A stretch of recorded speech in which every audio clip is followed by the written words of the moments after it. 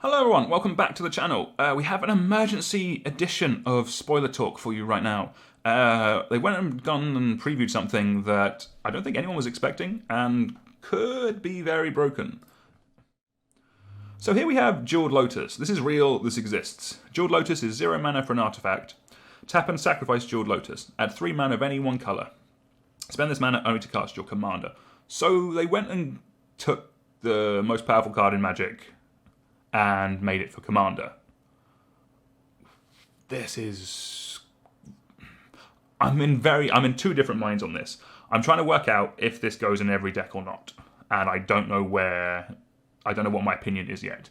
So the arguments are that the worst case scenario for this is that if you already have your commander out and you draw this late in the game, you play this, it doesn't give you any card advantage, it doesn't ramp you, it just sits there.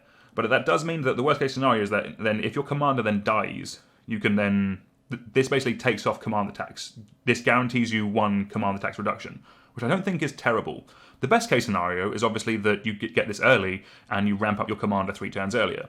The thought of playing my Karthus, Tyrant of Jund, on turn 4 is kind of alarming. So obviously this, I think, is better in decks which want to cast big CMC commanders. So as I said, Karthus, something like Bob Witch Enraged, something with a big CMC in its casting cost. This will help. If you're already running a ramp package to get your commander out early, like a really big, like Gisela, something like that, then this is great.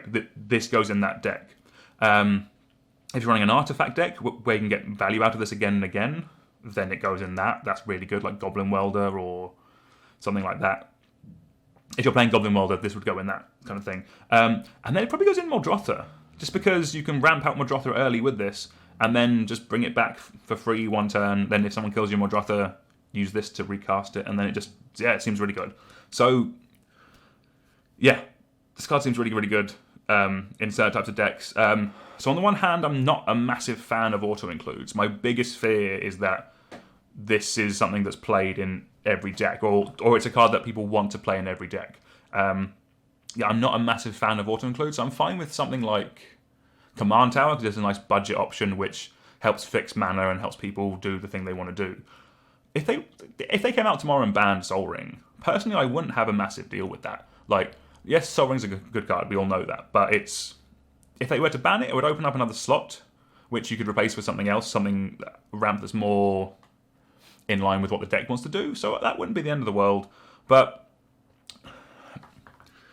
this card is going to be expensive. This is by far the most chased card in the set, I would say, which is a bad thing because people will want them, and I don't want people feeling bad that they're not going to have the most tuned deck by not having a Jeweled Lotus. The other side of that is it does make the rest of the set cheaper in a kind of weird roundabout way. But basically, people will be cracking boxes to get this card. If this card is worth more than the cost of a booster box, people will be cracking booster boxes to try and open one. That will drive down the cost of the rest of the cards for everyone else. If you take something like Modern Horizons, for an example, people were cracking booster boxes because I think Ren and 6 was basically the cost of a booster box. So you crack them until you open one, and then you are in profit. But the alternative part of that is that it meant every other card was quite cheap. Like the Horizon lands are actually quite cheap for what they are, considering what Horizon Canopy cost a few years ago.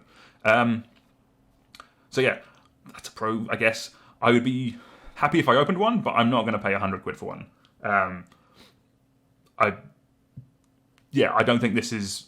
If you open one, great. Enjoy the fact that you've opened an expensive card, but I don't think you need to go and chase this. I don't want anyone feeling down that they don't have the most optimal deck. It's kind of a similar thing with Mana Crypt suddenly becoming a commander staple, and it's shot up in price, even though it's reprinted a couple of times. Yeah, this doesn't need to go in every deck.